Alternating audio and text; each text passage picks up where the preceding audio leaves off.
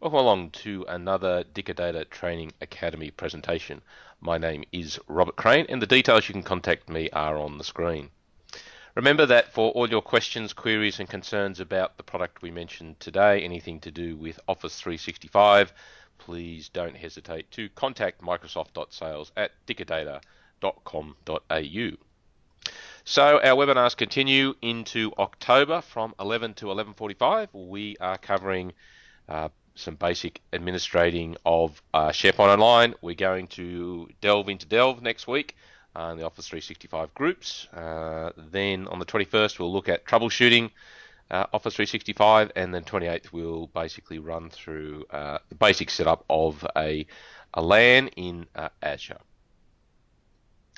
So with that said, let's get into our presentation today on SharePoint administration. So what we're going to cover is an overview of what SharePoint is, where it's come from, what it's all about, and then we're going to look at the different components that we need to manage typically within SharePoint. So that's site collections, sites, subsites, and then permissions. Beyond that, we'll cover some best practices and finish up with some takeaways. So let's dive into a quick overview of what SharePoint is all about. So what you need to appreciate is that SharePoint has been with us since before the year 2000. We typically see it surface today in two different versions. One is the Foundation version, the other one being the Enterprise version. So many people are probably familiar with the Windows SharePoint services, or the team services, that was part of SBS 2008 and prior. So that was obviously the free version, and then there's always been a commercial paid version. Now these days, SharePoint also includes the ability to connect to an Office Online server that gives you the ability to edit and modify, view Office documents online, so Office documents in a browser. That needs to generally take place in an additional server in the SharePoint farm. Now, SharePoint is a technology that is dependent on a number of other technologies, so it's built on top of IIS. So it needs a web server to render the pages, to be able to create the active pages, to handle all that sort of information and the interaction between the users. At the back end, it is storing its information in an SQL database. So no matter where SharePoint is installed, you will find an SQL database. So even in the Foundation version, even on Small Business Server, you would find a version of SQL Express, a free version of SQL Express. So as data files and usage has increased, more and more has there been a need to store information in SQL, and some of the basic versions of SharePoint, the Foundation versions, have had database limitations upon them. So typically we see things like a 10 gigabyte database limit on those versions in SBS. You can get beyond that by using the full version of, or a commercial version of SQL, but obviously that requires a commercial or enterprise license. You also need a Windows server, so IIS SQL are typically also running on a Windows server, but you'll need to install the SharePoint binaries on a Windows server. So as you can see, there are a number of dependencies that are required to actually get SharePoint up and running. So a typical way that SharePoint is configured, it is configured in what's known as a farm. Now that farm includes a front-end web server to handle all the requests from the users. It then has a back-end database where all the information, the files and the appointments and the calendars, all that information is stored in SQL. You then need an indexing server. So one of the benefits SharePoint provides is that all the information installed or copied into SharePoint is indexed constantly. So it's always being indexed, so that needs to go on its own server to basically spread the workload. And typically, as I said, you need to have an Office Online server to be able to view and edit documents in a browser. Now, given the growth and the usage of SharePoint increasing, this means that we typically now have to cluster the front-end web server, and we now have to cluster the database server as well. So we're looking at potentially best practice around at least 6 servers to actually replicate a good, decent SharePoint environment on premises. Now, the good thing is that Office 365 takes all that hardware worry and requirement away from us, and basically provides us with SharePoint Enterprise Server. Okay, so this version that you get is not the foundation version, it is the full Enterprise Server. You also get Office Online, so you don't have to worry about configuring an additional Office Online server. All the abilities to edit documents in a browser is provided with Office 365. You also get add-ons which you don't necessarily get with the on-premises equivalent. So you will get access to Yammer, you'll get access to Power BI, you'll get access to Delve, and the features do depend on what plan you go for. So there are a number of different SharePoint Online plans that are available, but at its core, it is SharePoint Enterprise Server and includes Office Online as well. So the essentials about SharePoint Online are that there are 2 plans, basically. SharePoint Online Plan 1. So Online Plan 1 gives you all the basic stuff. It gives you document libraries, calendars, contacts, tasks, subsites, and also a OneDrive for Business. The SharePoint Online Plan 2 will give you all the features of SharePoint Online Plan 1, but includes advanced features like Excel services, Access services, info path services, e-discovery, and so on. So different SharePoint Online plans are included in different suites. They can also be purchased as standalone offerings. Both plans include Office Online. So if you have a customer that needs, for example, the ability to create forms that would need an info path service, then you need to look at SharePoint Online Plan 2. The business plans, the business suites, typically include SharePoint Online Plan 1, where to get SharePoint Online Plan 2, you'll need to look at a minimum of E3 or E4.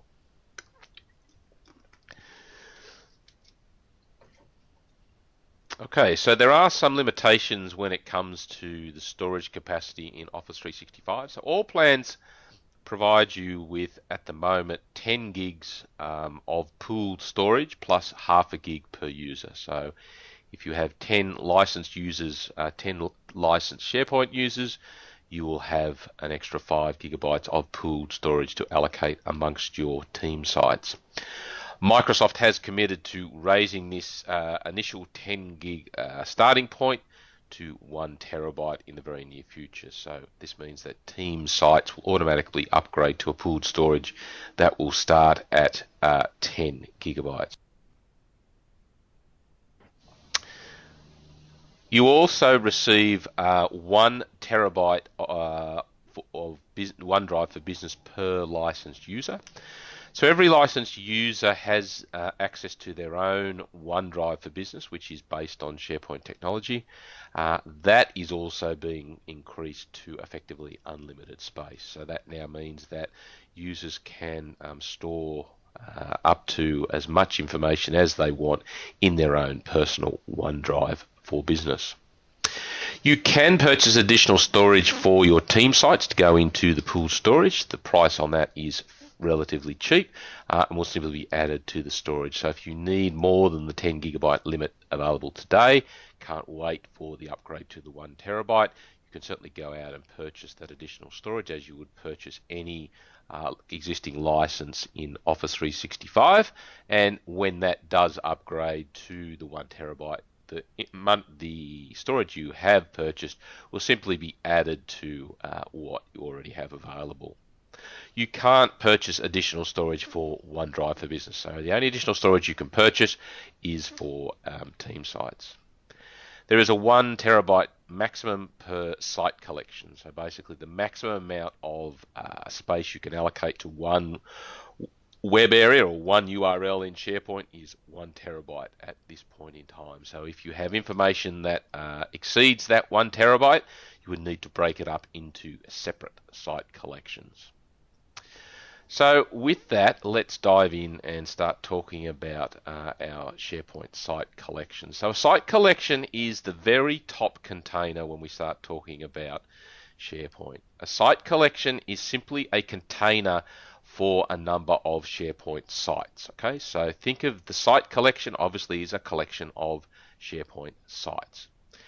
You can also think of it as a security boundary. So at this point, you can use that to determine which users have access to this collection of information inside it. So in many cases, you may want to set up a site collection for just internal users. You may want to set up a second site collection for internal and external users to collaborate on. So basically like an extranet style project. So think of it again, a site collection as a potential security boundary. It's also a container for third-party apps. So you may not be aware that you can add third-party applications from the Office 365 store into a SharePoint site collection. So maybe you found a good third-party timesheet app that is part of Office 365 store. You can add that into a site collection. So maybe you want to add it into a certain area and not into another. So again, think of it as a container in which you can put third-party applications to be used within that collection of websites. It's also a container for certain features that you enable in SharePoint. So you can enable a certain web publishing, for example, option, and that will then be enabled across all of the sites in this site collection. So again, maybe you want to set up a relatively simple site collection and not enable a lot of features, just to keep things as simple as possible for users. However, you may also wish to have something that's far more complex that may have a full enterprise publishing or complete document management. You can do that in a secondary or a second site collection and only have that feature apply within that area. So again, think of it as a container to control which features are enabled in that area. In Office 365, you're going to start with a few default site collections, but you can always add more. So typically, most people will see that they will have a single team site available to them. They then typically also have a shared site and a few others which we'll cover shortly. But you can certainly go in and add a second and more site collections if you want. So a very good example is that best practice is to ensure that your internal team site is separated from any external site in which you share information.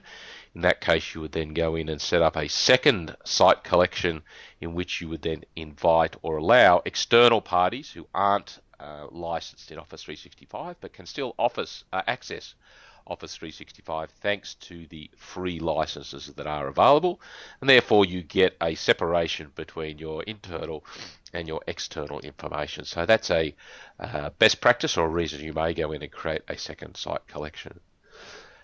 If you have an older Office 365 tenant, you may also see what's called an external site collection. So initially when Office 365 was released, there was the ability to create what was known as an external SharePoint site. This was typically aimed at being used as a public website, but Microsoft, after looking at the metrics, found that basically this feature wasn't being used, so it has now deprecated that from new tenants. Like I said, just excuse me while I take a break to cover up for the cold here.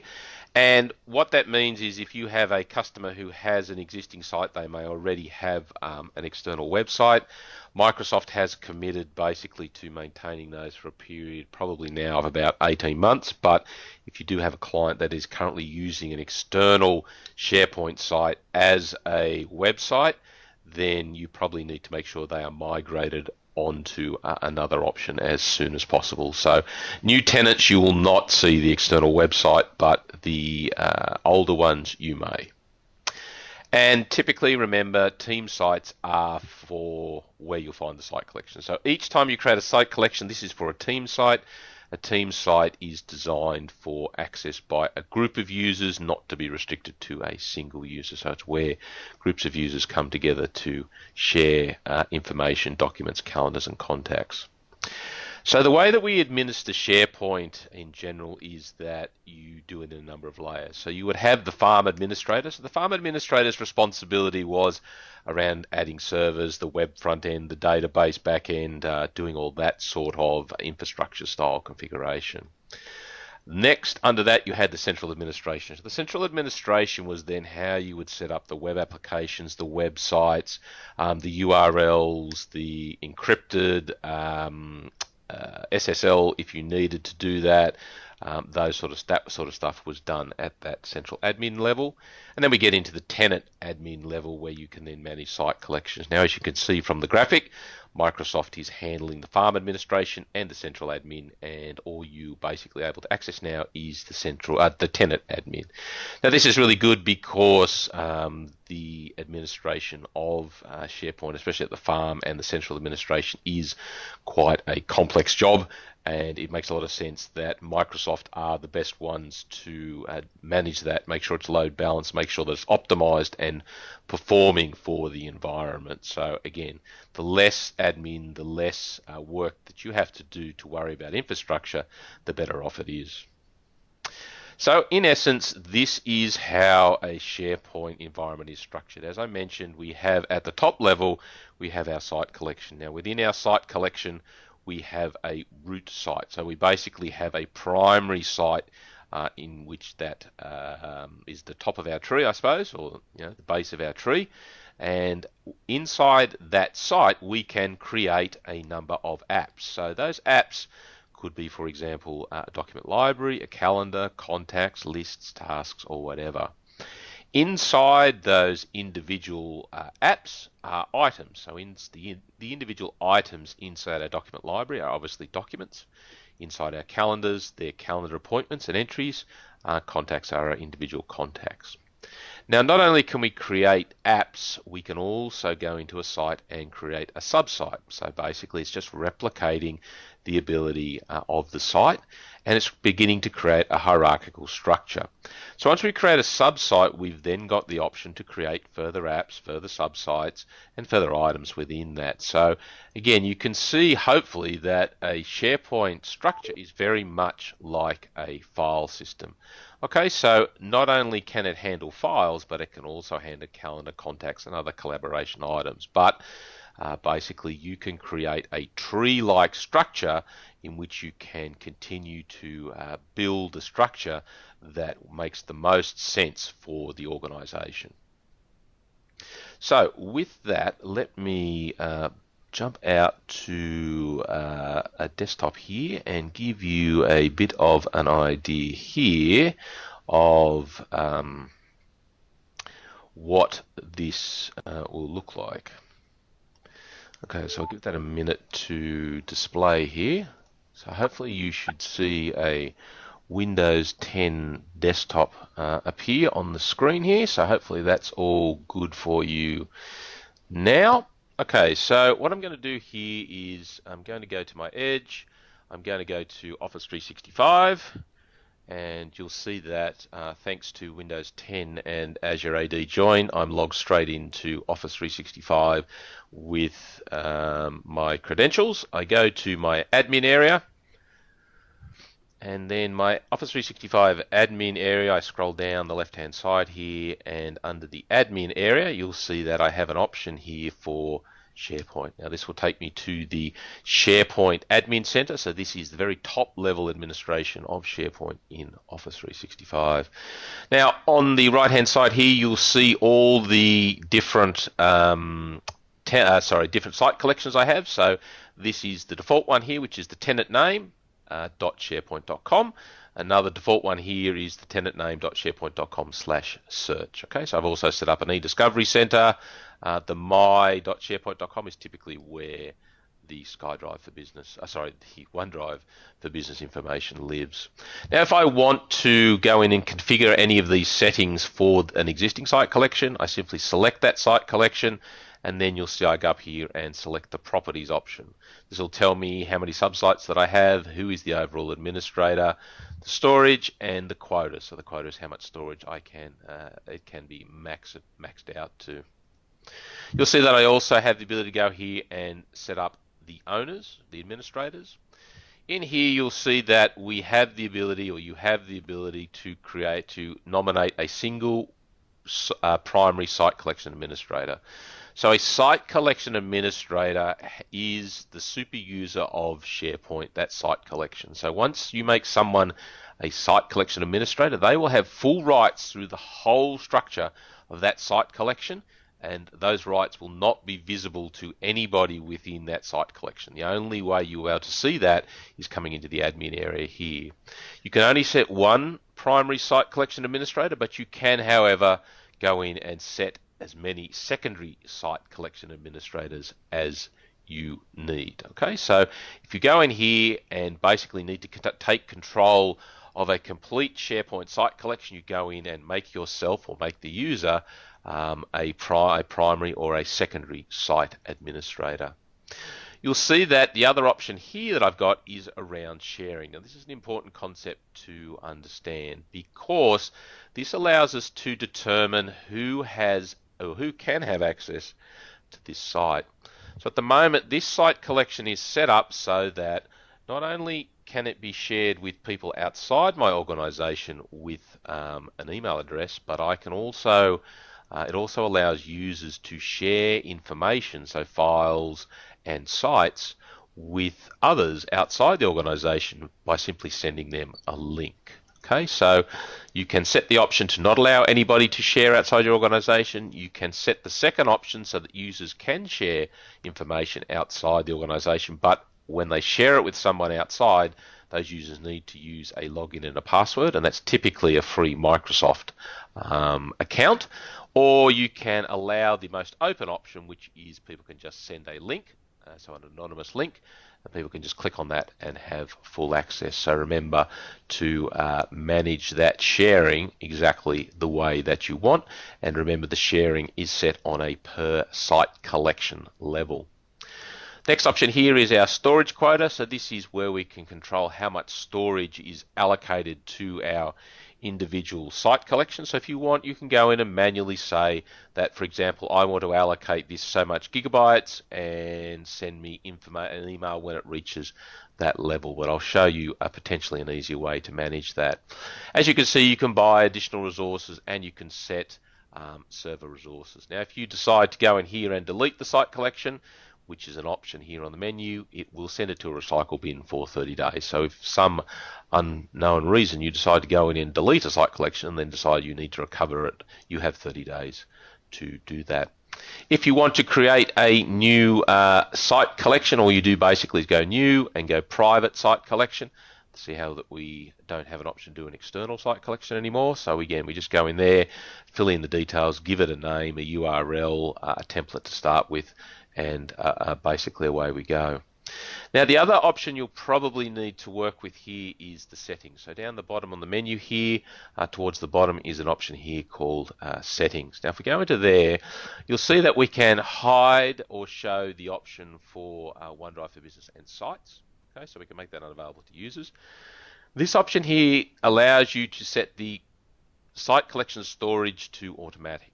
So what that means is that rather than you having to go in to manually adjust the storage as required as the sites get used more and more, you can let SharePoint manage that. So as the storage is required by each site collection, SharePoint will automatically allocate the minimum that's required out of the pool for you up to obviously the limit of storage that you have. We've now got the ability to control the OneDrive for Business experience. There is a new experience that's being rolled out, very much like the consumer version. You can turn that option off for all users here. Again, you have the option to simplify the admin center if you want, the ability to turn off Office Graph. So if you turn off Office Graph, you basically disable Delve. Okay, and we can control the enterprise social network. So SharePoint did come with its own inbuilt social network, but Yammer has certainly replaced that. So certainly recommend you upgrade and use Yammer to do that. And you'll see that there are a number of other options that you can go in here and set up and configure basically as you require. So again, you'll find that in the settings option in the site collection admin area. All right, so let's just swap back to the slides.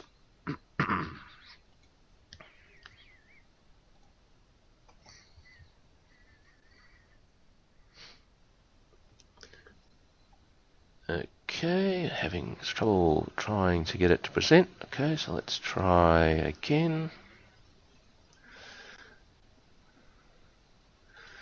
Try and get this to come up.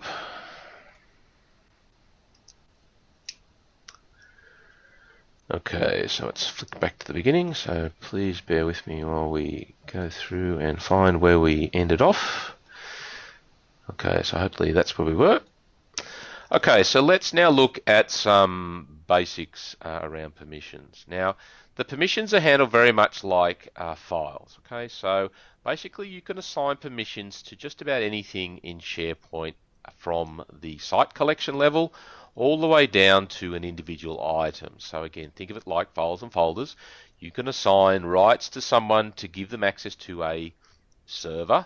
You can give them rights to a network share, you can give them rights to a folder within a network share, or you can give them rights to an individual item within a network share. Now, again, best practice is you want to use the minimum rights to achieve the job. So again, you can, if you want, basically assign users individual rights on individual items. But again, best practice is that you manage it like you manage the items in your file system. You typically would create groups, security groups, in which you would then place your users. And then you would place those security groups into the relevant areas within SharePoint so that they are then assigned those rights. That then means that you never need to return to SharePoint to modify those permissions, because once the permissions are set via the groups, then all you need to do is add users in and out of those security groups and they'll automatically be assigned the rights in SharePoint. So once again, manage SharePoint like you manage a file system. Use the security groups to do it. Create the security groups, add the security groups to SharePoint, and then you'll never need to basically go in and fiddle with those securities in SharePoint again. And one of the advantages that SharePoint 2013 has now provided over previous version is a much simpler shared with method when assigning permissions. So when you initially go to set permissions, what you'll find is that you'll get the basic experience. It'll just ask for the user's email address or name, and then it will then share the information out. Now you can go into the advanced options and drill into it and get access to the low-level SharePoint. We'll cover that. And again, remember that you can share information with anybody who has an email. So provided you have the external sharing rights enabled, which I did show previously, if you just type in their email address, they will receive an email with notification that the information is being shared with them. Then they simply click on that link, and if they are required, they would have to then create a free Microsoft login to allow them access to that. If the permissions aren't that restrictive and they click on it, they may be able to go straight into the site because they've been set up to share anonymously. But always best practice to at least require a login, I would suggest. Now, another important thing to remember here is, just like a file system, by default, out of the box, that everything in SharePoint inherits permissions through the structure. If you make no changes to anything in SharePoint, don't change any of the permissions, the rights set at the top of the tree will automatically apply all the way down through the tree. If you make a change to permissions at the top of the tree, then that change will then flow through the whole structure of your SharePoint by default. So be very aware of that. Also beware that, again, that you can certainly change permissions and break permissions and create them as unique, but remember the default is always to inherit from the parent.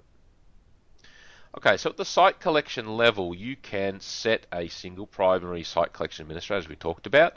You can have as many secondary site collections. Now remember that a primary and secondary site administrator have the same. They have full, effectively global rights through SharePoint all the way through the structure, and those rights are not surfaced or viewable by any other member within the SharePoint site collection.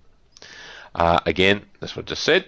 And again, no matter what rights are changed within the actual site, the site collection administrator retains full rights. So if you need to take full control of the SharePoint site, or a user needs to take full control, the quickest way to do that is to make them a site collection administrator. Now, it's also, as I mentioned, the location to assign rights for external users, right? So if you want to give users who are non-Office 365 users access to the information, maybe you're creating an external collaboration team to work on a project, you would do that, like I said, like I showed you, in the ability by opening the external permissions. All right, so we did sort of look at that, so I'm going to keep going through that. So basically, we now get into the site and the sub-site level permissions. So we're now basically into our site collection. We're at our primary site location.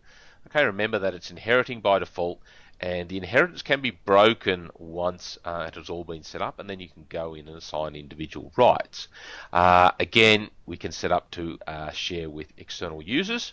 And when you do, users will receive contribute rights by default. Okay, so if you share with external users, the default option that it will take is they can read, write, and delete. So beware of that, right? So sharing with external users, they will by default typically get read, write, and delete rights out of the box. So if you don't want them to have that, make sure that you set that to read only. Okay. Now, once you've done the site or that, you can also go in and set it at the app level. So you can go in and set it at the individual document library. Okay, so we can go in and set, maybe a site is set so everybody can access it, but maybe you want a document library within that site to have unique permissions. It will by default inherit things, but you can go in and you can break these and change these after the fact to configure them the way that you want.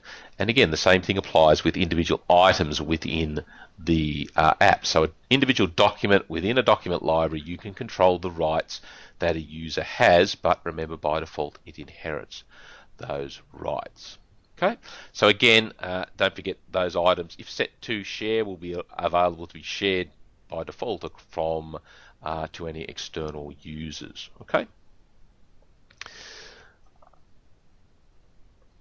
Okay, so let's have a look now at doing that. So let's go back to our desktop.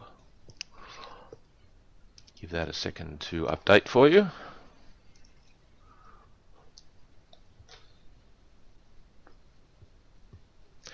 Okay, so you should now see that I've gone to the sites area in my Office 365. You'll see that I have a single team site.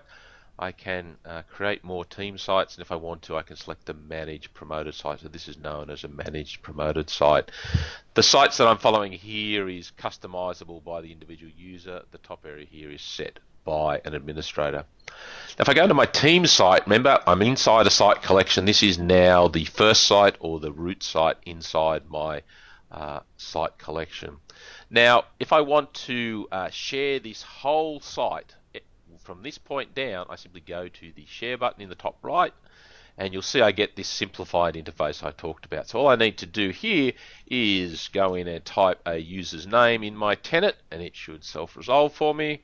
I select the user. I can put in an email address of a random person on the internet, provided that I have basically given the ability to share with external people. You'll notice that I do get a warning saying that a@a.com is outside my organization. As I pointed out, remember that this user here can now, you are now giving them edit permissions, which you may not want to do. So you can put in a personal message here. Please review. Okay, and don't forget there are options down here, and I can choose whether to send an email invitation or not send an email invitation, but typically you want to send them an email invitation to let them know that's happening. Now, what I can do is I can now see by going to the shared with who already has access to this. So you'll see that by default, because this is my first team site, everyone except external users has access to this. Now, if I want to get into the low-level granular permissions here, I go into the advanced option, and this is the traditional SharePoint options here. Now, I can go in here and grant permissions, right? Add more people in here. I could create a new SharePoint group, Okay, so this is where I would go in and create a SharePoint group in which I could then add Office 365 security groups. I could go in here and say, you know what, I don't want to have my Excel services viewers accessing that. I can remove their permissions from this area. Okay, so there I go.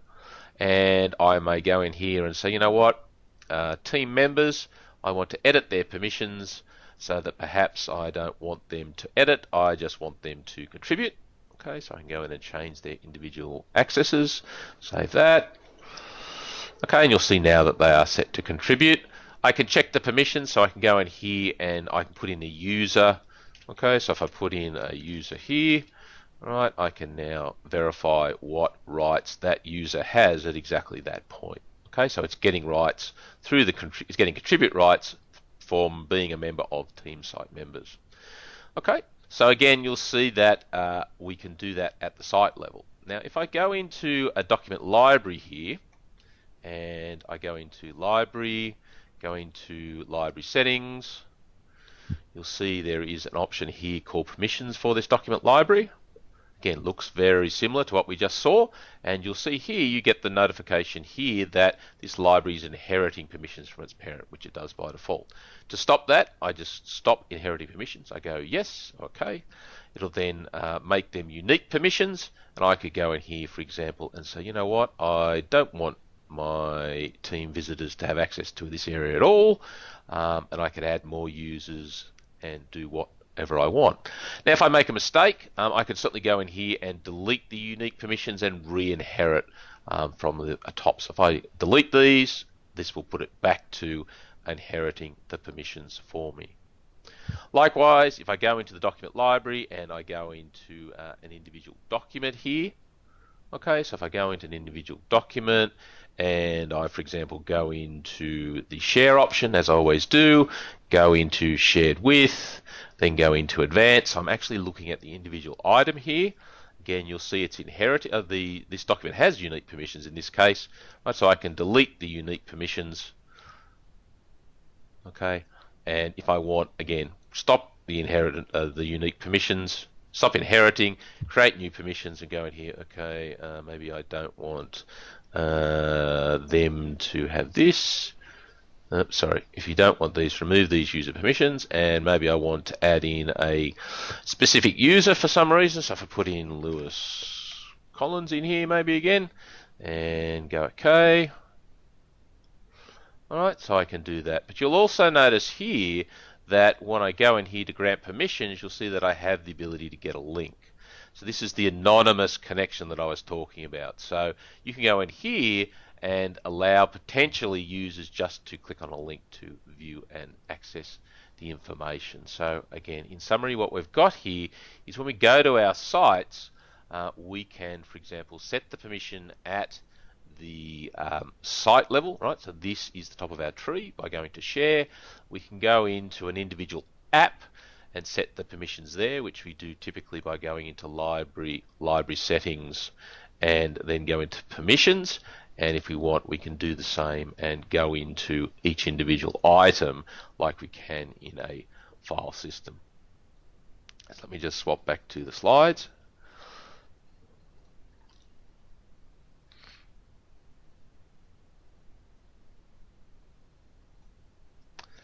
Okay, so basically, as you hopefully can appreciate, it's very similar to file-based systems. You can assign them most things right down to the individual line item.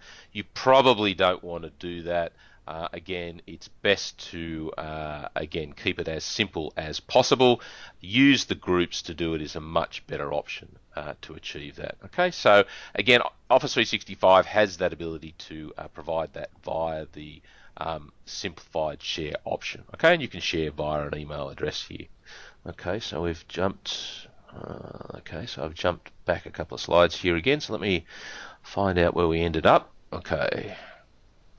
Okay, so let's finish off with some best practices here.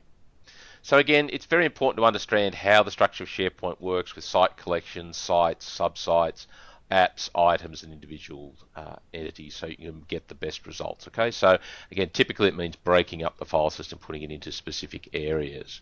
Again, there are plenty of ways to store information in sites, subsites, and individual apps, so use all the areas that are available to you because that's how you get optimal performance.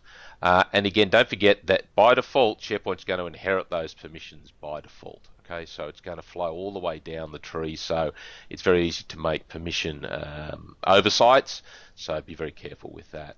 And again, try and manage your permissions at your highest level. Either do it at the site, do it at the app, try and avoid doing it at the individual item within the app. Right, so it's very difficult, as with a file system, to manage permissions on an item by item level. So again, SharePoint is like a tool. It's like any Office application. You only get out of it what you put into it. It requires some building, some thought, some planning, and that's the job generally of a reseller, to be able to advise the client and assist them in that process. SharePoint is a central part of Office 365. It surfaces things like the team sites, OneDrive for Business, Project Online, CRM Online, all that sort of stuff is basically being pushed out through SharePoint. Therefore, the files and folders, the way that storage is managed in Office 365 is done in SharePoint. That means that resellers really need to have knowledge around SharePoint because it's such a critical and central part of Office 365. So if you don't know SharePoint, do spend some time getting up to speed on what it can do. And remember, it's more than just files and folders. It's not just a pure file-based storage location. It is good for calendars, contacts, task lists, all sorts of stuff. And it typically means a change in thinking. Okay, so we're moving from pure storage to collaboration. Okay, so this means that many businesses may have to rethink or redesign or modify the way that they go about their business processes. There certainly will be benefit, but it's a matter of mapping that to the business requirements. So SharePoint is a different way. It's not files and folders. It's not an F drive. It's not an M drive. It is a different way of working, and it brings a lot of information together in one central location, whereas before you would have attachments on file servers or in emails, and then you have calendar somewhere else. So again, it brings all that information into one central location. And as always, the best way to manage things is to keep them as simple as possible, especially where it comes to permissions. So some resources I can give you there. The top one that I'll point you to is a free 23-part SharePoint email course I have developed that you can sign up for. So it's bit.ly/gs-spo, more aimed at end users. But if you've never used SharePoint, I think that's a good place to start. You'll get a lesson every day, plus which includes a video and some course notes. So hopefully that'll lift your SharePoint knowledge and help you with Office 365 management. So again, a few of us left here, so let me just throw up a poll so we can get some numbers here. Appreciate you putting in what state you are based in, just to let us know so that we can fill in our demographics. Much appreciated if you could take the time to do that. Great. Okay, again, thank you very much for doing that. Really appreciate that. Let me just go back to the slides, and hopefully it doesn't jump forward or jump backwards. Okay, so it has, as it always likes to do. Okay, so let me go back to that slide. There we go. And as always, don't forget to follow up with any questions you have with Dicker Data directly, microsoft.sales@dickerdata.com.au. Contact details of the individual and their responsibilities is listed there.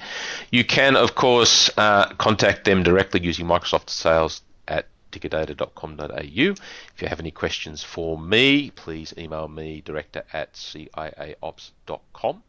Thank you very much for attending yet another weekly webinar from Dicker Data. We'll be back next Wednesday, 11 to 11:45, and we'll be having a look at Delve.